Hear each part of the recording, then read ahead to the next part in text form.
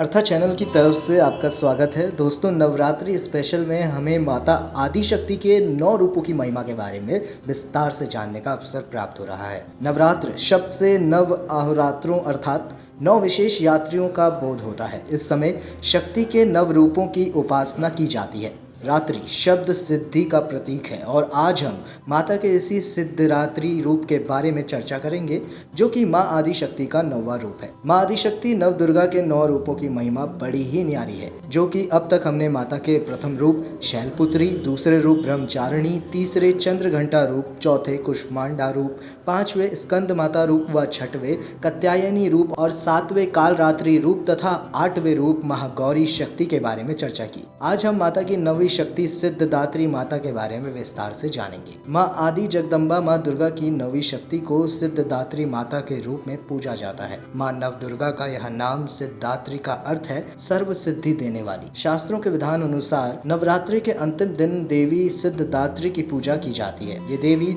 सभी सिद्धियों को प्रदान करने वाली है। पुराणों में यहाँ तक बताया गया है कि भगवान शिव को भी अष्ट सिद्धियां इन देवी की पूजा से ही प्राप्त हुई थी। और आपको ये भी बता दें दोस्तों कि सिद्धदात्री माता के कारण ही अर्धनारीश्वर का जन्म हुआ, जिससे कि शिव और पार्वती के ऐसे अनुपम रूप के दर्शन हमें प्राप्त होते हैं। सिद्धिदात्री माता का वाहन सिंह है तथा देवी के दाएं और ऊपर वाले हाथ में गदा और नीचे वाले हाथ में चक्र रहता है। बाएं और ऊपर वाले हाथ में कमल का पुष्प एवं नीचे वाले हाथ में शंख रहता है। ऐसे में माता का बड़ा ही अनुपम रूप हमें देखने को मिलता है। साथ ही आपको ये भी बता दें, नवमी के दिन इनकी पूजा उपासना कर कन्या पूजन करना चाहिए, जिससे देवी सबसे ज्यादा प्रसन्न होती हैं। इनकी पूजा कर हलवा, चना, पूरी, खीर आदि को भोग लगाना चाहिए। जो जातक नवमी के दिन माँ सिद्धदात्री की पूजा अर्चना करते हैं, उनके जीवन से केतु का दोष हट जाता है। अंततः माता का शुभ आशीष प्राप्त करने के लिए उनकी कथा जरूर सुननी और पढ़नी चाहिए। तो आइए हम आपको माँ सिद्धदात्री शक्ति की पावन कथा सुनाते हैं, जो कुछ इस प्रकार है। पुराणों के अनुसार भगवान शिव ने माँ सिद्धदात्री की पूजा करके सभी प्रकार की सिद्धियों को प्राप्त किया था। उनका आधा शरीर स्त्री का हो गया था, इसीलिए भगवान शिव को